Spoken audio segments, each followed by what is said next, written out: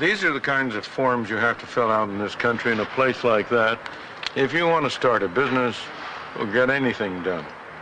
But if you think that only happens here, tell me, when was the last time you stood in line to get a driver's license or a registration plate? Or do you know anybody in Britain or France or Germany or the United States who has built a house sometime in the last 10 years? Ask him what he went through. Years ago, I asked a graduating student at a communist university what he was going to do when he got his degree. He said, "I don't know. They haven't told me yet." The people around here were told not only where to work, but also where to live. In these concrete blocks, thousands of identical prefabricated housing units, each one the property of the state.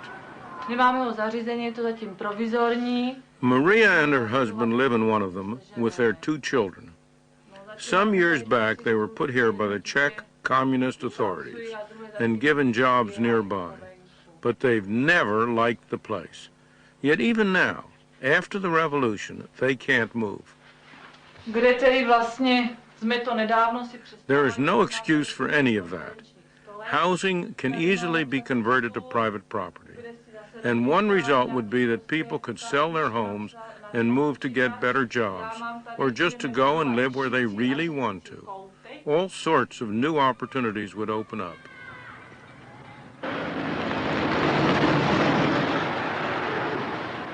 Among the East European countries, Hungary has been moving away from total state control for more than a decade. However, the government still owns most of the country's enterprises. Now that it is permitting private individuals to start up their own businesses, it wants to control them too. The Hungarians aren't alone in that. Nothing is harder than to give up power. Throughout Eastern Europe, industry is strangled by government controls, especially small private businesses trying to succeed in international markets, now that trade barriers are supposed to be coming down. This place makes electronic circuits for cheap consumer goods, like alarm clocks and toasters. Their competitors in Hong Kong and Taiwan may smile when they see this as their competition. The machines are all 10 and 20 years old, but this firm can't buy modern equipment from abroad. It's not allowed to acquire and spend foreign currency.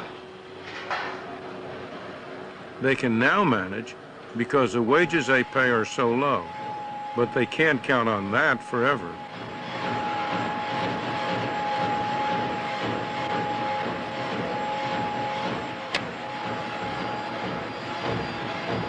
Sooner or later, the owner of this business will be trapped. He has to be able to deal in foreign exchange at any price that's mutually agreeable in a truly free market. That's what's needed to set him free.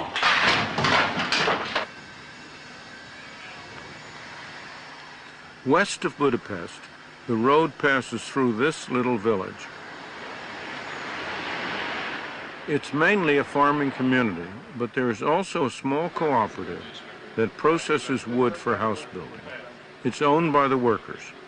With a construction boom just around the corner, they can see an expanding market for their goods, but they need more equipment. That's their problem.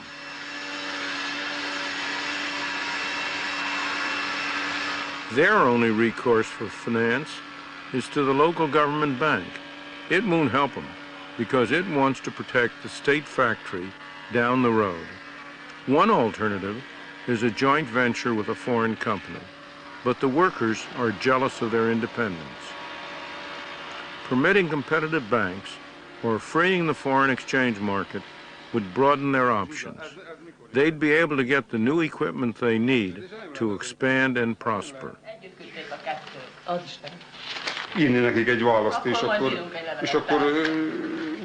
As it is, the only way that they can break out of their quandary is to break the law by buying foreign exchange on the black market.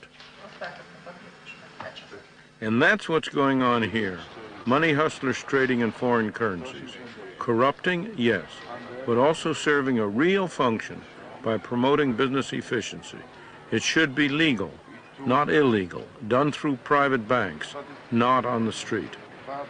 Government can promote the transition to a free market in two very different ways. One way is simply to get out of the way.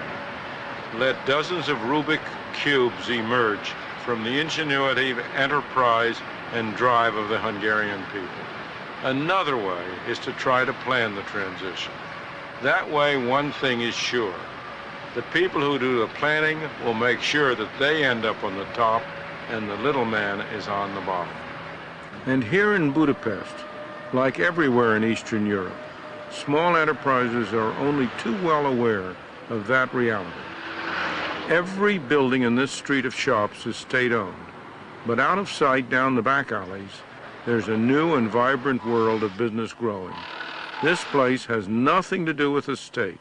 It's truly a free, uncontrolled market.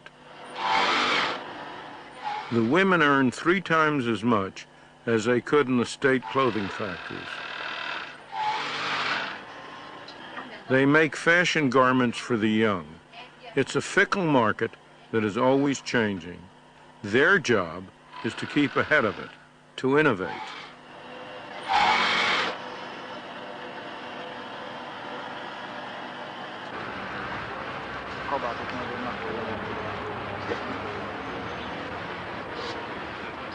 The clothes are sold from market stalls and trade is thriving.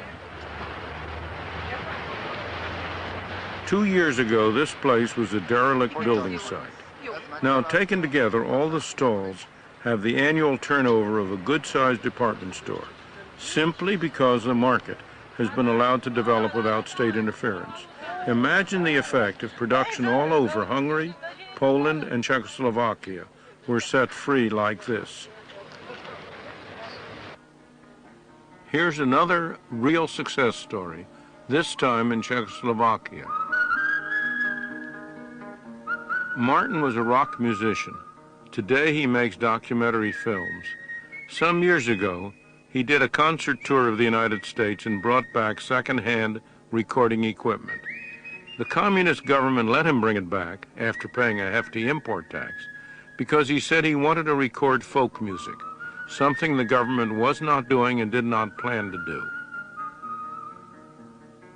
In the past year, since things have opened up, his business has exploded. Along with music and films, he now duplicates video cassettes. He also makes audio cassettes for other Czech producers and has devised his own English language course on tape. Welcome to Learning English. He's on his way, and many more will follow if the government just gets out of their way. You just can't keep good people like that down.